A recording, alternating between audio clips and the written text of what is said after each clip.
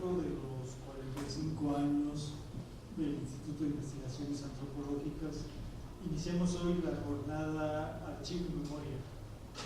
En esta primera parte va a ser sobre los archivos del movimiento estudiantil de 1968.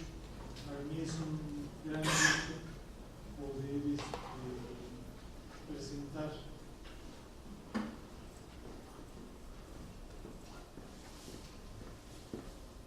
a Daniel Molina en representación del maestro Félix Hernández Gamundi, que no pudo estar hoy.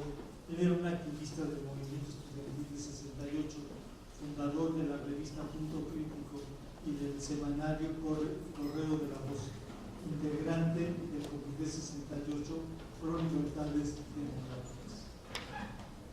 También tenemos el gusto de presentar a Ana Ignacia Rodríguez Nacha, activista del movimiento estudiantil de 68, expresa política, miembro del Comité del 68 Pro Libertades Democráticas. Ahora le voy a dar la palabra al maestro Alfonso Díaz Tobar, psicólogo social y antropólogo visual por la UNAM, miembro del colectivo RECO y doctorante por el Instituto de Investigaciones Antropológicas, y que nos va a hacer la presentación del corto documental Ganar la Guerra.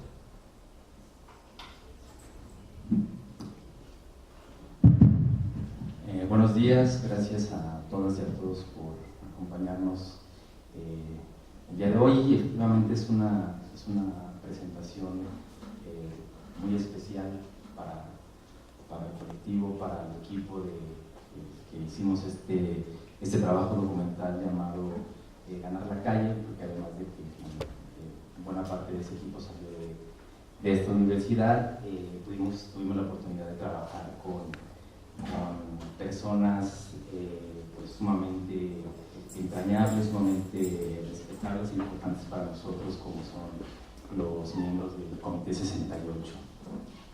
Bueno, este trabajo viene de una investigación que nos hicimos hace aproximadamente 5 años.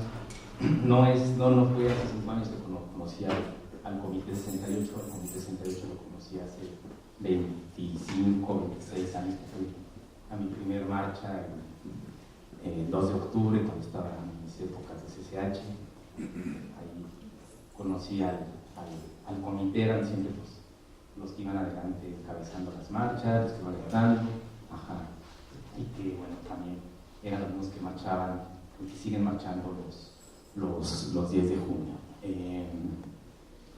Bueno, después comencé un periodo de acompañamiento con este colectivo, con este comité, donde hacían un trabajo de memoria y un trabajo de renombramiento de un espacio que el entonces presidente Felipe Calderón llamaba el Memorial de Víctimas de la Violencia, y que el comité, en un esfuerzo pues, por nombrar a las víctimas, por ir en contra del olvido, por luchar contra estas versiones oficiales, renombra este lugar como el Memorial de Víctimas de la Violencia del Estado y coloca alrededor de 8,000 nombres, ¿no? Donde se hace un recuento de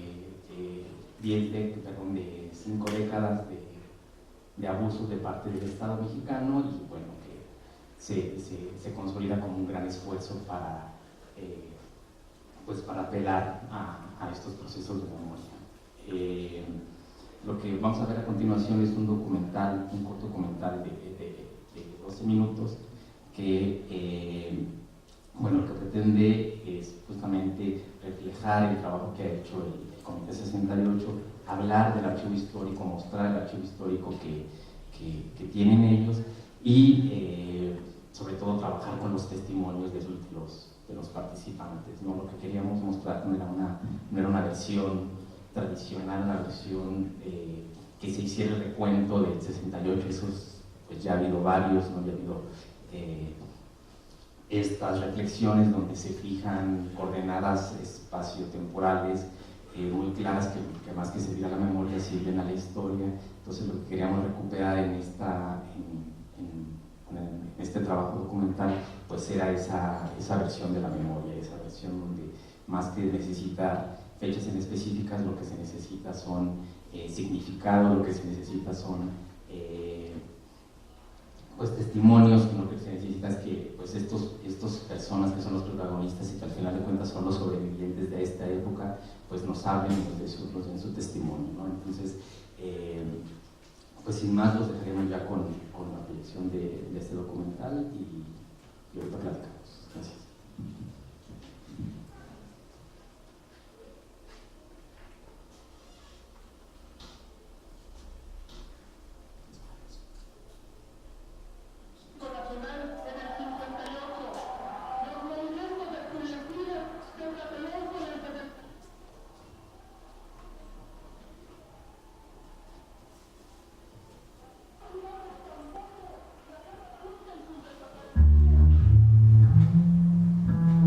En 1958-59, pues esta es la gran movilización de los trabajadores por el rescate de sus sindicatos, de la democracia sindical, en donde participaron maestros, ferrocarrileros, petroleros, telegrafistas, médicos, y que igualmente recibieron un tratamiento reducido.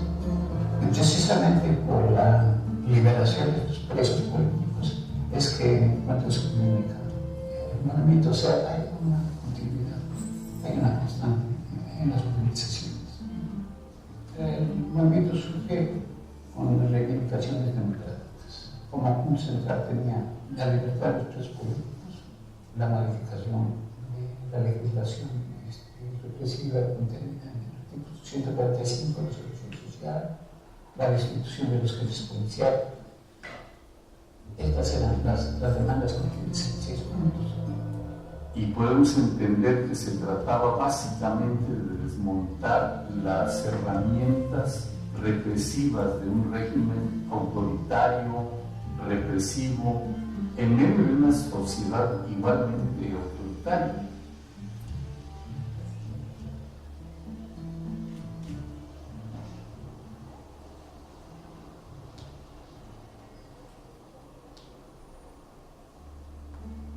Éramos 2 representantes por cada escuela, ahí en el Consejo Nacional de Huelga, y ya los acuerdos que quedaron allí, nos íbamos a informar a cada escuela, y entonces ya los comités de lucha ellos se organizaban para la propaganda, para los mítines y para votear.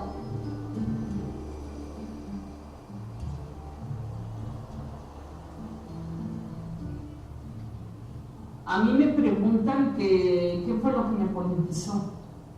Y yo digo que los golpes, porque cuando las brigadas en algunas ocasiones nos tocaba que nos persiguieran, nos dieran patadas o puñetazos, pues eso en lugar de amedrentarnos nos daba más fuerza para decir, bueno, entonces, ¿por qué nos golpean? Porque estamos ejerciendo un derecho y no estamos haciendo nada malo, ¿no? Porque además no éramos violentos. Nuestro movimiento estudiantil era pacífico, que salíamos a las calles a expresar nuestra voluntad y que el Estado mexicano reprimió en forma violenta a todo el estudiantado y al pueblo en general. La estrategia de lucha nuestra era ganar el apoyo y la voluntad del pueblo, porque las demandas del pliego petitorio del movimiento estudiantil no eran estudiantiles, eran demandas políticas generales que beneficiaban al pueblo todo.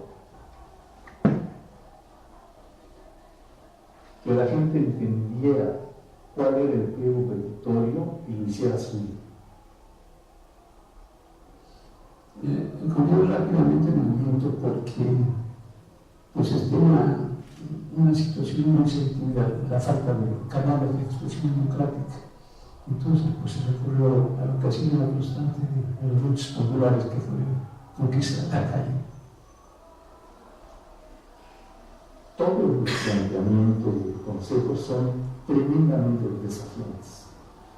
En realidad es una dirección política que se desarrolla en un eje donde están las asambleas generales en primer lugar, que nutren al Consejo Nacional de Huelga, el Consejo Nacional de Huelga que discute analiza situaciones y propone líneas de acción, regresa a la asamblea y la asamblea se divide en brigadas hacia la población.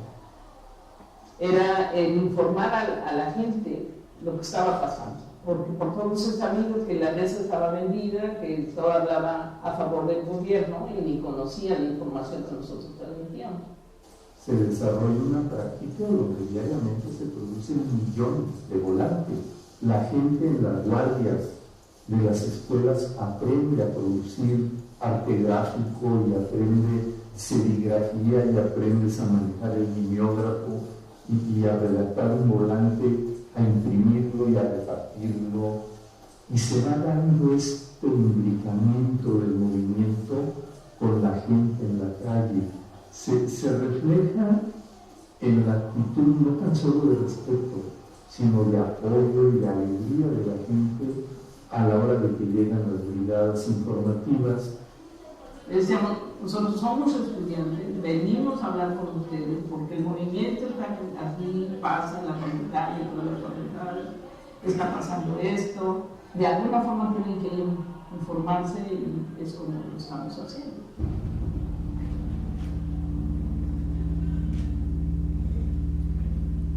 El movimiento estudiantil 68 tiene dos fases, una fase festiva, lúdica, liberadora y una parte trágica. Detrás del movimiento había una causa de simpatía que amenazaba con generalizarse, y yo creo que eso también fue los factores precipitantes de la represión. Estábamos acostumbrados ya al ruido de las tanquetas, al ruido de las botas militares, de todo, porque en México la ciudad de hecho ya era como vivir en un estado de sitio. Yo era la maestra de ceremonias del 22 de octubre y a mí me consta lo que sucedió cuando terminó de hablar el primer orador, que fue Florencio López Osuna. Pasaron los helicópteros y cayó la primera luz verde a la altura de la iglesia. Enseguida cayó una verde y una roja. Entonces fue cuando se soltó la balacera y yo vi por el balcón a la gente de allá abajo y sí veía que caía. Entonces yo me fui para el elevador. Eran los de guante blanco, lo que le llaman blanco limpia. Entonces ellos fueron los que nos detuvieron ahí en el tercer piso del edificio Chihuahua y ahí nos tuvieron en el piso con las manos en la cabeza hasta que acabó la balacera. A nosotros nos sentenciaron a los mismos años que a los líderes, 16 años de condena por 8 delitos comunes: robo, homicidio, lesiones, ataques a las redes generales de comunicación y otros más que no recuerdo, y 2 políticos que fueron sedición e incitación a la rebelión. Ellos violaron todas las leyes para meternos y también las tuvieron que violar para sacarnos. Nos sacaron el 24 de diciembre del 70 y esto no fue por gratuito porque Echeverría fuera muy bueno, sino simplemente porque la campaña que andaba haciendo para la presidencia, todo el mundo le pedía libertad de los presos, mujeres, hombres y mujeres, ¿no?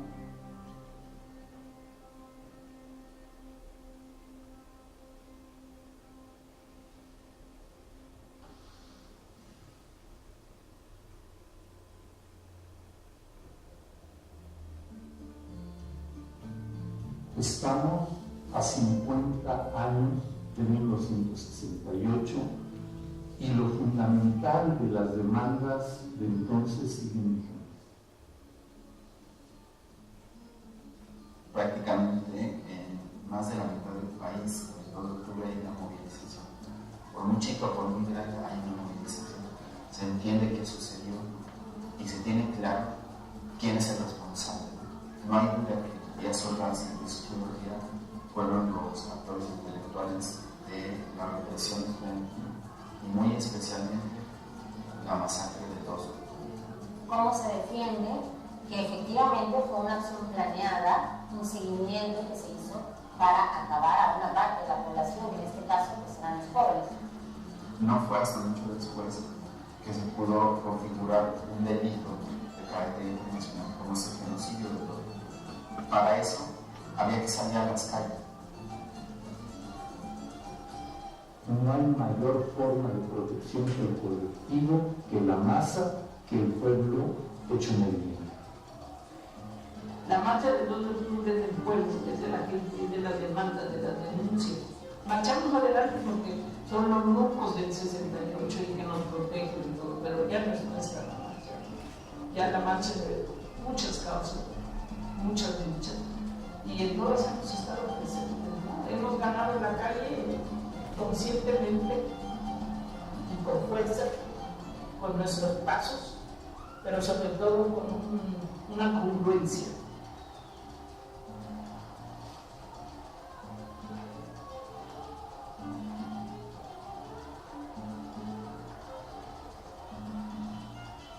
Antes del movimiento 68, el sentido común era que el gobierno era el dueño de la política, era el dueño del espacio político y era el dueño de la verdad absoluta y era el dueño de los espacios públicos.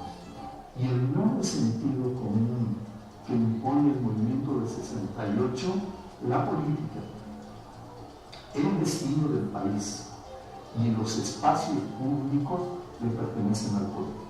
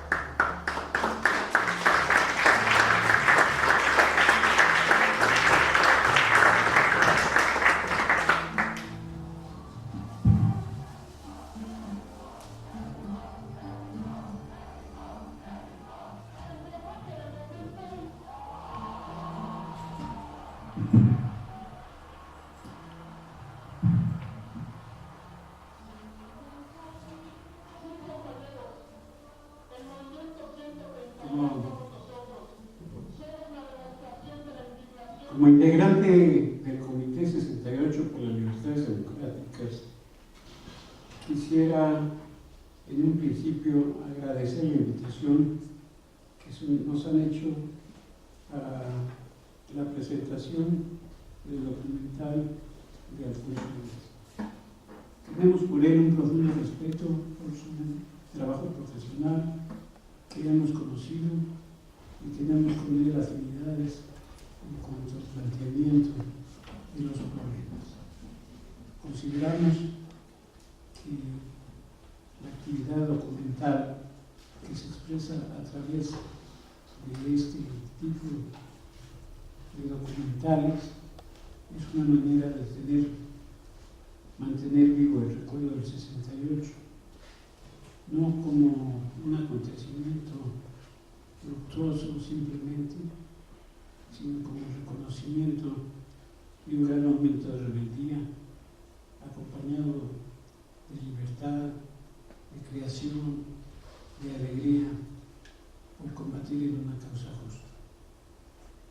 A 50 años de sucedido el movimiento, quienes somos sobrevivientes, mantenemos una alegría y una disposición de lucha por continuar con las tareas pendientes. Hizo el gobierno, desde el desarrollo del movimiento durante todos estos años, borrar de la memoria el 68.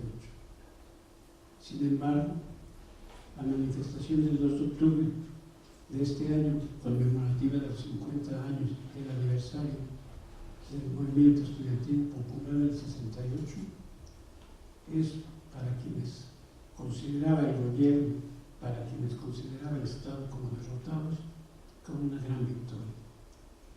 La marcha de 2 de octubre del 68 de este año es una victoria del movimiento, es una victoria del comité, porque significa el triunfo de la memoria y la derrota de quienes apostaban a borrar de la memoria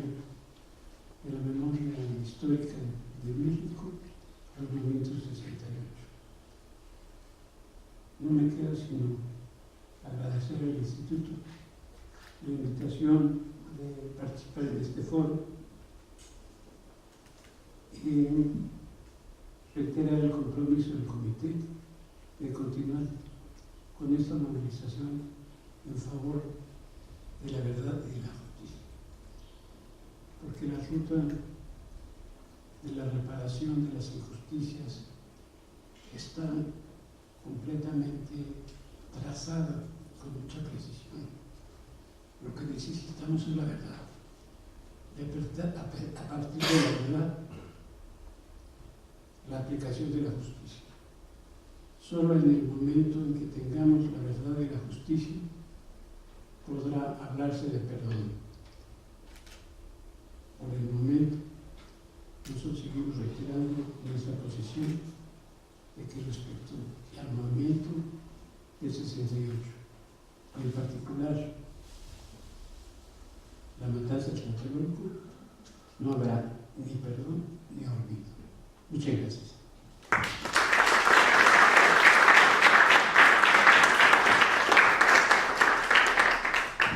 continuación le vamos a dar la palabra al doctor Álvaro Rodríguez. Él es doctor en Historia Moderna y Contemporánea por el Instituto Mora, es docente por la Universidad del Claustro de Sor Juana y coordinador académico del Centro de la Imagen. Sus trabajos se han centrado en los dispositivos de identificaciones forenses y criminalísticos, en los dispositivos de identificación penitenciarios y en el estudio de la imagen como prueba judicial en archivos históricos. Pertenece a la red de historiadores del crimen y el delito en América Latina, colabora con la red del cuerpo descifrado de la UAM Xochimilco, es miembro del consejo editorial de la revista Panambi, revista del Centro de Investigaciones Artísticas de la Universidad de Valparaíso en Chile, y es traductor del libro Los Bajos Fondos, Historia de un Imaginario de Dominique Califa por el Instituto Mora del 2018. Muchas gracias. Casi buenas tardes. Estoy muy honrado y muy agradecido de la invitación, Alfonso. Estoy muy conmovido también de compartir esta mesa con estos luchadores sociales que han sido un ejemplo y bueno, han sido nuestros maestros por generaciones. Así me puedo considerar como hijo del 68, hijo del 72, hijo del 88, hijo del 2000 y ahora recientemente como un testimoniante de la desaparición de los 43 estudiantes de la Escuela Rural Isidro Burgos. Bueno, quiero entonces dedicar este texto, esta reflexión a Daniel, a Nacha, que están aquí presentes, a todos los compañeros del comité. También estoy agradecido con la invitación del instituto. Mi perdón y mi olvido. De la sentencia anterior se desprende no solo un conocimiento tangible de lo sucedido el 2 de octubre de 1968, sino una clara renuncia al enterramiento, soterramiento y desvanecimiento del traumático evento que dejó esa tarde en la Plaza de las Tres Culturas de Tlatelolco, la sonada a una plaza llena de estudiantes en medio de una concentración política y pública.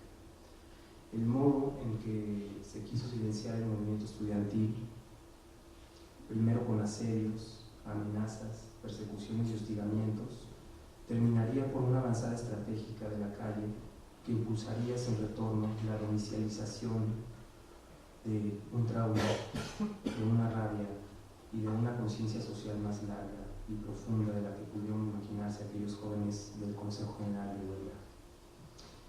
Ya las pautas estaban dadas, los estudiantes unidos, coordinados, urbanos y no urbanos, comenzaron a trazar formas de organización y de trabajo que solo podían equipararse con el movimiento social de médicos y sindicalizados para entonces, sumamente convencidos de la utilidad de la calle como un instrumento de visibilización y del lugar de enunciación del movimiento social.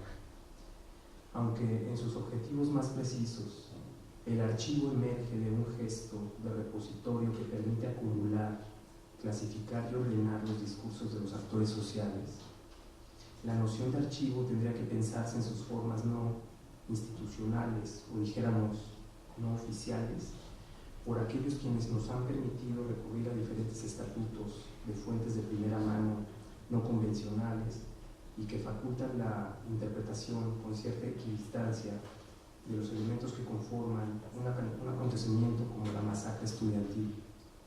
Me refiero a fuentes como la calle misma, o sea, la plaza urbana, los edificios, los espacios de marcha y de vocación, los silencios, los testimonios recogidos en la clandestinidad, los retratos y los álbumes íntimos de los actores de la masacre, los fragmentos que nos han entregado algunos fotógrafos y reporteros, los archivos gráficos e iconográficos que se formaron desde la producción autogenerada, la voz de las consignas que han atravesado los últimos 50 años con décimas y estrofas de un canto que emerge en la conmemoración y en la demostración de los contingentes estudiantiles desde entonces. También las fuentes que se reconocen en las crónicas y en las narrativas de quienes presenciaron el periodo. Frente a ello, la confrontación de los otros archivos, aquellos formados a la luz de la estrategia político-militar y policial para fundar una versión de los acontecimientos y otorgarle a ese presente una posibilidad de borramiento, de silenciamiento y de especulación, o sea, de instrumentación de las narrativas en la construcción de un veredicto presidencial, es decir, de las versiones que se presentaron de lo sucedido, tendríamos entonces que teorizar el archivo en su sentido oficial y no oficial, y nos remitimos a esto que en su libro Mal de Archivo, Derrida dice: el vocablo arque, en el sentido físico, histórico y ontológico, es decir, a lo originario, a lo primero, a lo principal, a lo primitivo, o sea, al comienzo.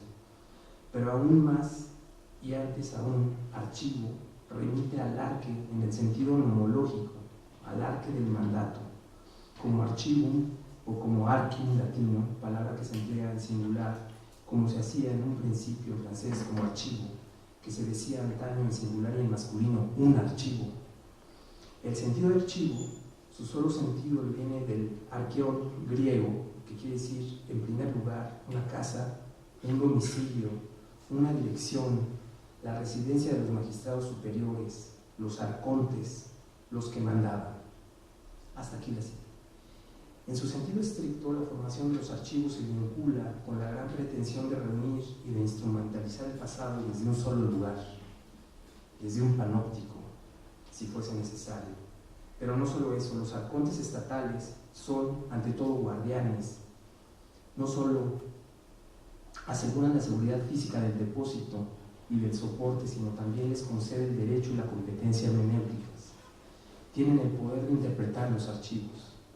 Confiados los depósitos a tales arcontes, estos documentos dicen en efecto la ley, recuerdan la ley y llaman a cumplir la ley. Para estar así guardada a la jurisdicción de este decir la ley, hacía falta a la vez un guardián y una localización. Ni siquiera en su custodia o en su tradición hermenéutica podrían prescindir los archivos de soporte ni de residencia, en su sentido oficial. De manera que la disputa por el régimen de verdad residió en los modos en que estos custodios del pasado formalizaron sus propias formas de hacer accesibles sus repositorios y de quienes logran enunciar los acontecimientos desde esa residencia de historicidad. En México no fue sino hasta bien entrados los años 2000 que los investigadores sobre movimientos sociales apenas lograban ingresar a la sala de asuntos políticos y sociales del Archivo General de la Nación, que daban cuenta de registros inalécticos fabricados en la Procuraduría General de la República. Los custodios se colocaron por mandato a un costado de la puerta de la sala 6 sin dejar de ser los cancerberos que retrasan, expurgan y obliteran los expedientes del archivo público. Por otro lado, este archivo no hubiese sido en alguna dimensión útil sin el principio arcóntico del archivo. No recae en la separación, sino en la reunión de aquellos otros archivos que apelaron en su momento para contestar la versión oficial. Esta disputa por el territorio de interpretación y de ensamblaje del pasado pasó también por una suerte de violencia administrativa ejercida desde el depósito ininteligible, fragmentado, censurado y ocultado de aquellas fuentes que daban noticia de las estrategias de Estado contra el movimiento estudiantil y contra el cuerpo civil. La máquina gubernamental parecía invisibilizar su propia coordinación de mandos, de operadores de agitación y de la máquina informativa que estuvo dispuesta antes y después de la masacre. Al proceso de ocultamiento de las fuentes estratégicas se les puede considerar como una forma de represión del archivo o el archivo reprimido con poder del Estado sobre el historiador, o sea, sobre quien reconstruye el pasado. Puesto que al hacer inaccesibles las fuentes de la administración del dispositivo de control, naturalizó una versión de cómo se dieron las líneas de la agresión en su momento.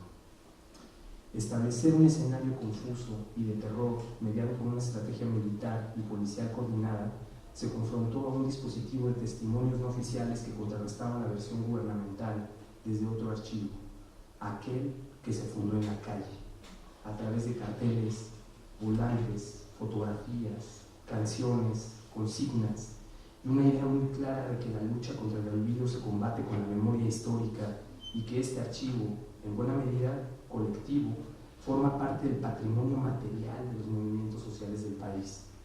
El archivo histórico del Comité del 68 Pro Libertades Democráticas contribuirá así a elaborar una teoría de los archivos sensibles de la ciudadanía contemporánea y sumará piezas claves y fragmentos al mosaico de testimonios que implicó el movimiento estudiantil de 1968, como un arquellón, o sea, como aquella casa sin domicilio fijo, bueno, que en este caso va a ser, el domicilio va a ser aquí, en el Instituto de Investigaciones Antropológicas, pero que será fijo porque será retomado y porque en estas calles que seguirán haciéndolas los manifestantes, las seguirán habitando desde la memoria como un presente ineludible y de la verdad. Gracias.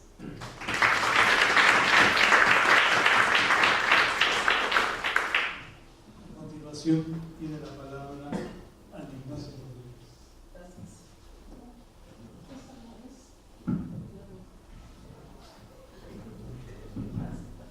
Bueno, buenos días, tardes.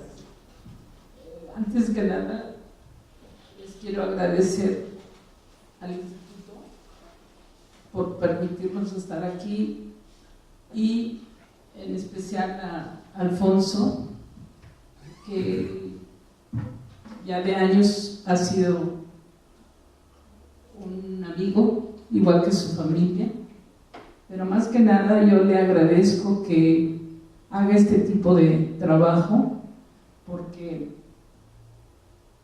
el Comité 68 es un referente básico de este movimiento y realmente el hecho de hacer este tipo de documentos nos lo pueden hacer ver que a 50 años nuestra lucha no ha sido en balde. Yo quiero decirles que en el corto hicimos un gran esfuerzo porque el lugar en donde nos encontramos es la cárcel de mujeres de Santa Marta, Catitla.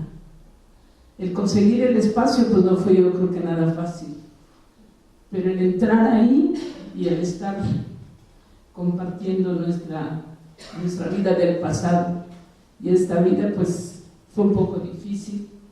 Como ustedes ven, cuando yo digo que los rucos es porque sí, nos dicen los rucos, pero también nos dicen los rucos que huelen a pólvora. ¿Por qué? Porque hemos seguido. Si ustedes se dan cuenta, nuestros pasos ya no son iguales. Nuestras gargantas lo mismo. Los pulmones no se digan. Pero para mí es un gran honor estar con Daniel Molina, un referente de la historia en México, un referente del Comité 68. Estoy muy emocionada porque para mí Daniel significa Raúl Álvarez Garín y Raúl es el alma del Comité 68. Ya no está presente, pero su espíritu sí, y a él le debemos muchas cosas. y a 50 años podemos referenciar que él está presente y que por donde hemos andado en este 50 aniversario, su presencia es vital. Este es su libro, La Estela de Tlatelolco, se volvió a editar para este 50 aniversario, pero lo que sí quiero que compartan es su sonrisa, su alegría de vivir y sobre todo de luchar. Yo sigo en el Comité 68 por él. Hace años él me invitaba por teléfono constantemente a que fuera yo al comité y no podía porque estaba sola con mis 2 hijas y tenía que trabajar, pero en cuanto pude lo hice y desde entonces creo que mi acicate de lucha en el Comité 68 es Raúl Álvarez Garín. Habemos muchas personas que nos decimos 68eras y sí, yo creo que de nombre, de edad, lo somos, pero también hay muchas personas que se dicen 68eras y que solo demuestran sus intereses personales. Yo creo que si a mí algo me convoca es la congruencia. He tratado de ser congruente. No es fácil, porque vivir en estas condiciones actualmente no es fácil. Pero el ejemplo de lucha de Raúl nos ha llevado a varias personas, hombres y mujeres, a continuar con esta memoria. Mucha gente no está con el Comité 68 porque no están de acuerdo en que el 2 de octubre haya sido un genocidio. Y nosotros manejamos esa teoría. El 2 de octubre, el 10 de junio y la Guerra Sucia fueron y han sido a 50 años reconocido plenamente que fue un genocidio y que los responsables viven y que no han pagado y que nuestra lucha tiene que continuar. Hay gente que habla de que el 50 aniversario es borrón y cuenta nueva y hacen actos que así lo demuestran. Yo no me presto a ello porque creo que no es un borrón y cuenta nueva. El 50 aniversario es renacer y seguir en la lucha para que se haga justicia, no porque nos declaremos víctimas o autovíctimas, sino porque simplemente no queremos que se repita. Un 2 de octubre, un 10 de junio, Guerra Sucia, no queremos que se vuelva a repetir. Y por eso yo, a 50 años, con el cansancio, con el apoyo y con lo que se pueda, sigo en la lucha y sigo en el Comité 68 y me declaro una activista del Comité 68. Ahora hacemos entrega al instituto de una caja que contiene los archivos que le ha costado un buen esfuerzo a la gente convivir primero y después realizar y compartir. Es para ustedes y esperemos que lo tengan en muy buen resguardo y que pueda ser exhibido y que pueda ser conocido el trabajo que nuestro compañero Raúl Álvarez Garín, Daniel Molina y otros más han realizado. También yo me permito presentarles, me lo pidió Poncho, yo no lo tenía contemplado así, es este libro, Cartas de Libertad, de Ana Ignacia Rodríguez y Citlali Esparza, que fue la compiladora. Aquí se refleja parte del documento que sale en el documental, o como se le llame, que fue un álbum que yo pude hacer dentro de la prisión. Ya aquí está contemplada las fotos y todo del álbum, tal y como se logró a base de esfuerzos y de clandestinaje, porque también para meter las fotos y todo, pues no fue nada fácil. Aquí se muestra un radio que trataron de que fuera el mismo en la cárcel ahora que nos grabaron, en la escárcel, pero no se pudo porque no se puede ser dos, como yo quisiera tener un clon y no puedo por tanto trabajo. Pero este radio nos lo donó en la cárcel el rector Javier Barrosier, otro referente para mí importantísimo en mi vida. Y nos donó a la Tita y a mí, que está aquí presente también, nos donó este radio que todavía existe y que está en una exposición que Alfonso y sus compañeros tienen en Baja California. Está funcionando y está también otros objetos personales de mi persona, aunque se redunde, y de la persona de Raúl Álvarez Garín y de otros compañeros y compañeras. También lo dono al instituto porque ya forma parte de los archivos del Comité 68 y espero que también les sirva para que se difunda lo que dos mujeres estudiantes de 20 y tantos años padecieron en la cárcel de Santa Marta Catitla, una cárcel de presas comunes donde jamás debimos de haber estado, donde lo malo que tenemos ahora lo hemos aprendido ahí, porque las cárceles no son centros de reclusión, como dice ahí, femenil, sino son centros de vicio, y lo que nos tocó vivir a nosotros fue muy difícil. Le doy muchas gracias al Juez Supremo por estar viva todavía, por poder caminar completo de Tlatelolco al Zócalo, que creo que sea la última vez, pero también por tener la clase de amigas y amigos que encuentran aquí, y sobre todo a Alfonso. Muchas gracias.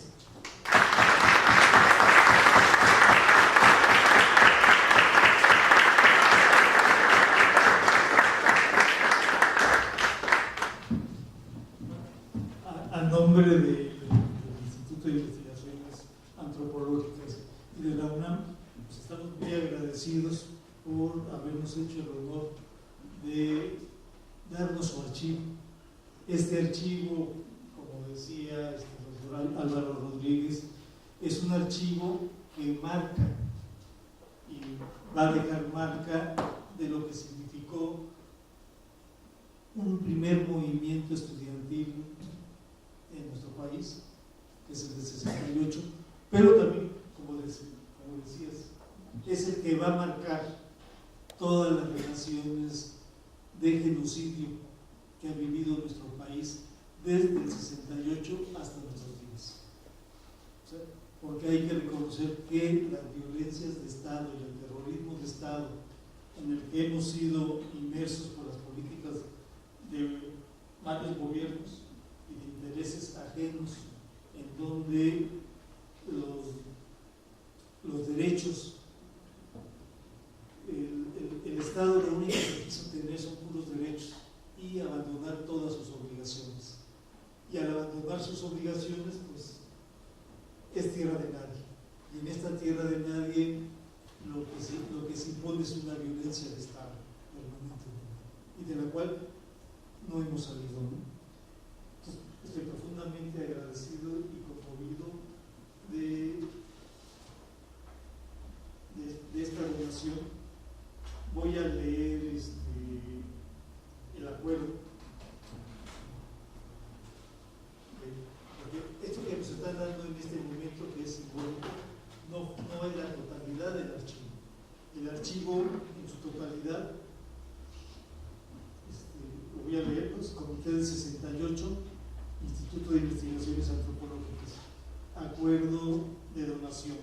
Acuerdo de donación que celebran por una parte el Comité Pro Libertades Democráticas AC, por medio de su presidente y representante legal, el C. Félix Hernández Gamundi, a quien en adelante se conocerá como el donante, y por otra parte el Instituto de Investigaciones Antropológicas de la Universidad Nacional Autónoma de México, por medio de su director, el doctor Rafael Pérez Taylor, a quien en lo sucesivo se le denominará el donatario, que se sujeta bajo las siguientes cláusulas. Primera, el donante transfiere a título gratuito en favor del donatario el siguiente contenido: 12 tomos compendio del periódico Corre la Voz, 10 tomos de la colección 40 aniversario México 68, libros, Cartas de Libertad, Ana Ignacia Rodríguez Nacha, y la estela de Tlatelolco, Raúl Álvarez Garín,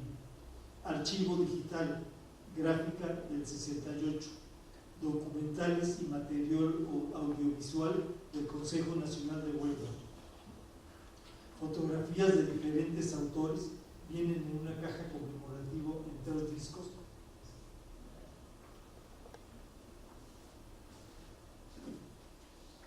Segunda, el donatario recibe el contenido antes descrito y se compromete a guardar a su guarda y custodia, así como a la organización del material y su difusión correspondiente, pasando a formar parte del acervo bibliográfico. Tercera, para la interpretación y cumplimiento del presente contrato, así como para todo lo no previsto en el mismo, las partes se comprometen a actuar de buena y mutua voluntad. Celebrado en la Ciudad de México en el Instituto de Investigaciones Antropológicas de la UNAM el 17 de octubre del 2018. Donante, Comité 68 Pro Libertades Democráticas. Y donatario, Instituto de Investigaciones Antropológicas.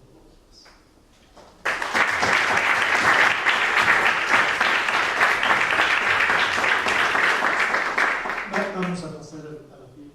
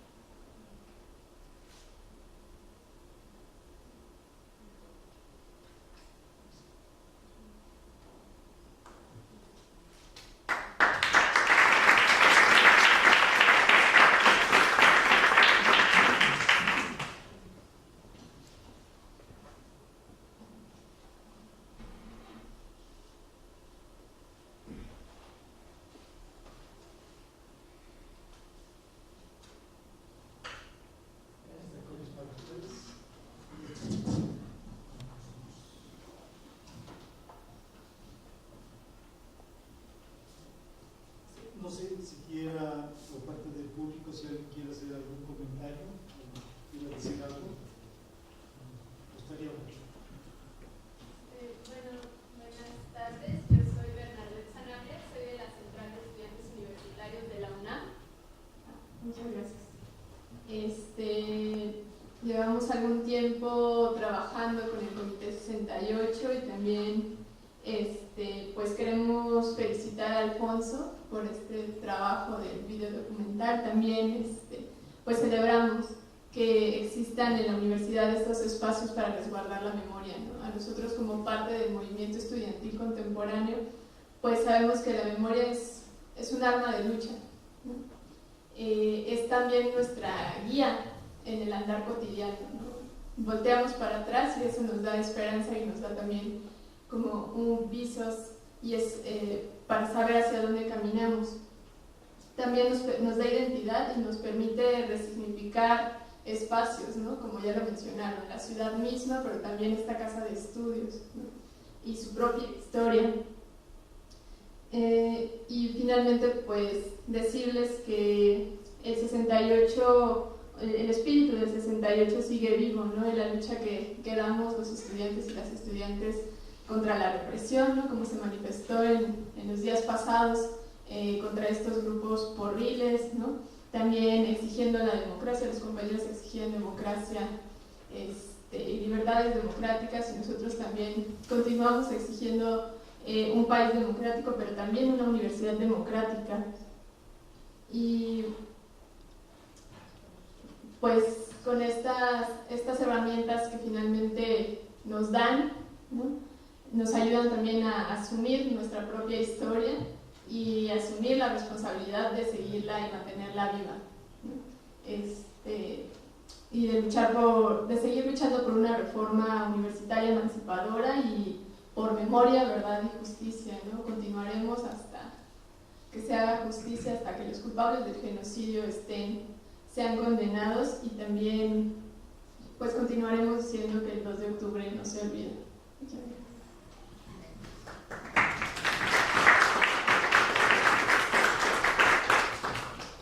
¿Alguien más quiere participar? Buenas tardes, ya soy David Raúl del Comité 68. La pregunta sería para usted, Rafael Caristeiro. Al asumir ustedes el archivo, ¿tendrán una estructura para poderlo difundir? Sería una pregunta. Y otra, ¿cómo se puede incrementar este archivo y esta memoria, y que los estudiantes, el universo de la universidad tenga acceso fácil, El archivo se va a clasificar, porque todavía no está ordenado, lo vamos a ordenar, se va a sistematizar y se va a poner, se va a digitalizar también todo, y va a estar al público, abierto para estudiantes, para investigadores. No va a haber ninguna restricción, como todo el resto de archivos en la biblioteca de nuestro instituto. Y esto lo que quiero complementarlo es cuando uno piensa en lo que significa el archivo. Voy a pensar mucho en lo que tú decías, y sobre todo pensando también, me acordé mucho de la nueva izquierda británica, de Eric Hobsbawm, de Terence Rank y de Hugh Trevor Roper, cuando ellos hablaban del archivo y se deslindaban un poco de realidad. Decían, los archivos sirven para guardar lo que las instituciones quieren guardar. Y en este caso, una buena parte de los archivos de este país y del mundo han sido recortados. Se deja evidencia, y ese es uno de los grandes problemas que tiene la historia. Cuando la historia trabaja en los archivos, trabaja con archivos muy parcializados. Y en eso nos diferenciamos los antropólogos, porque los antropólogos trabajamos con la gente y con las versiones que tiene la gente acerca de un acontecimiento. Y estos acontecimientos son los que nos dan un paso más allá de lo que nos puede dar la historia, porque la historia fue institucionalizada para tener una sola versión del pasado. Cuando hoy estamos recibiendo este archivo lo hicieron la gente que estaba militando en el Comité del 68. Sus documentos son documentos vivos, y estos documentos van a ser transcritos desde la verdad del Comité del 68, y que seguramente para los historiadores del futuro y los que estén ahora trabajando, lo que aquí se encuentra en documento a lo mejor va a ser muy distinto a los documentos judiciales, donde en este país no existían y no existen los presos políticos. Sin embargo, ellos eran presos políticos.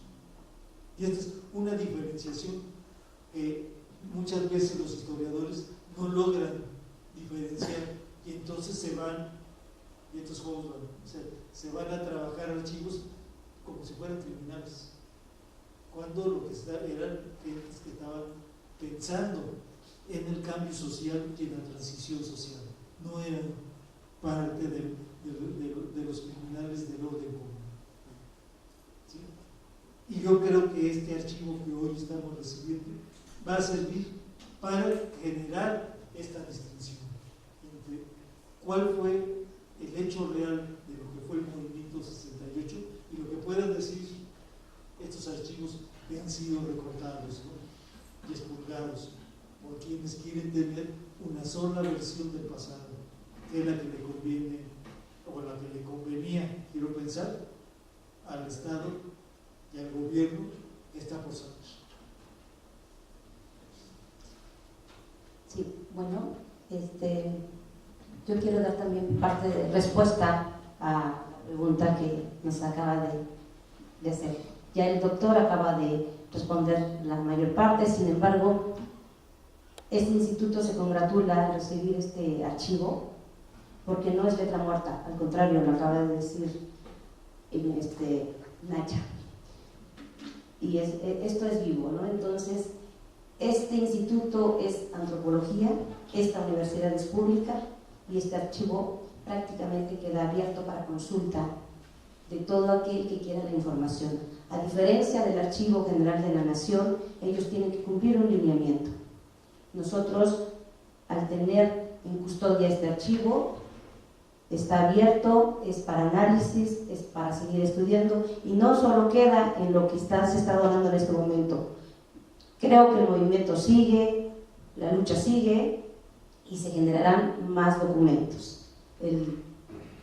Ahorita el 68, el archivo se viene aquí al instituto, sin embargo, todo aquel que quiera aportar más información está abierto. Estos archivos no quedan cerrados totalmente, ¿no? Son documentos que siguen vivos. Entonces, el instituto, la biblioteca, que es quien va a resguardar toda esta información, solo se pedirán ciertas reglas como cualquier archivo, que ustedes ya conocen, las formas de consulta para evitar pérdida de documentos. Es la única restricción que se tendría. Todo lo demás está para consulta de quien lo quiera realizar. ¿Alguna otra?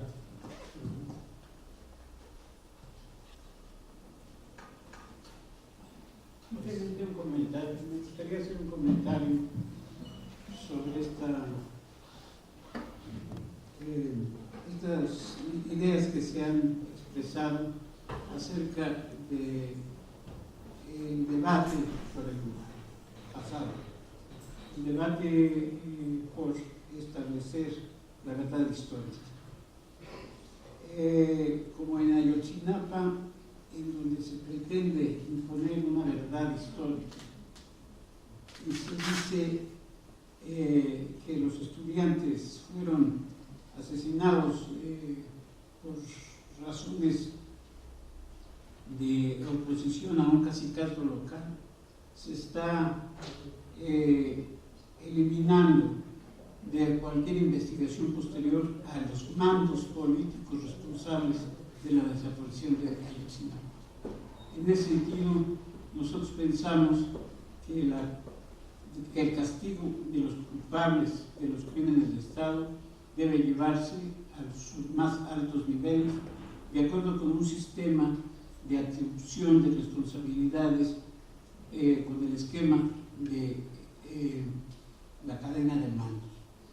El Comité 68 tiene planteado, y así lo expresó en su proclama de este año, tareas con relación a los archivos.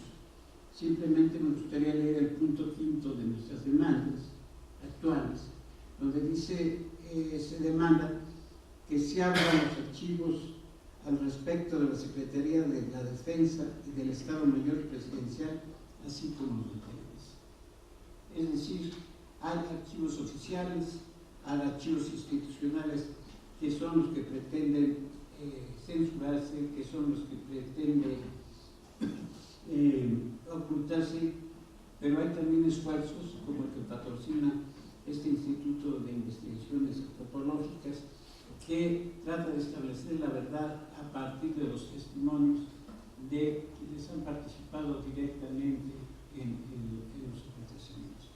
Entonces, simplemente para reiterar el apoyo del comité para esta labor que se ha fijado el Instituto de Investigaciones Antropológicas y establecer una verdad a partir de lo que dicen los propios testigos.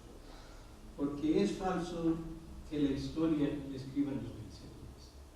Finalmente, la historia llega a aclaraciones y establecimientos de criterios más creíbles, más accesibles para la gente a partir de investigaciones. Un solo libro, por mencionar La visión de los vencidos, de León Portilla, destruye toda la historiografía oficial de las versiones colonialistas. En esta manera pensamos que es posible ir abriendo, que se haga paso a la verdad a partir de la voz de los propios actores de nuestros hechos históricos. Gracias.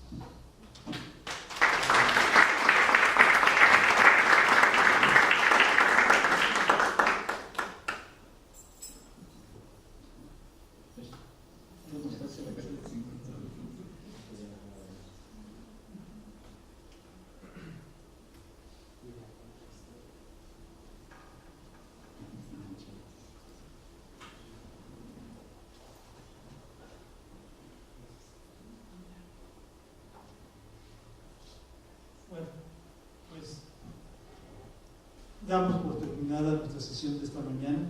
Gracias por haber estado aquí acompañándonos en este acto y esperemos que muy pronto toda nuestra comunidad pueda tener acceso, ya un acceso abierto, tanto en papel como en línea, del archivo del 68. Gracias.